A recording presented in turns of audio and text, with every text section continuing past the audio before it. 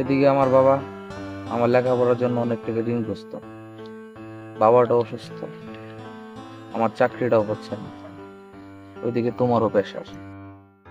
আমি কি তোমাকে খুব প্রেশার দেই? না, তুমি প্রেশার দাও না, কিন্তু তোমার সাইড থেকে তো তোমার প্রেশার আসতেছে।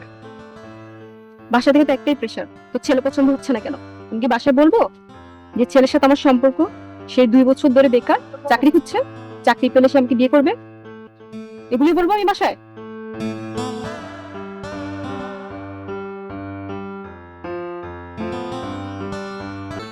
তুমি এক কাজ করো, আমার জন্য বসে থেকো না, বিয়ে করে ফেলো।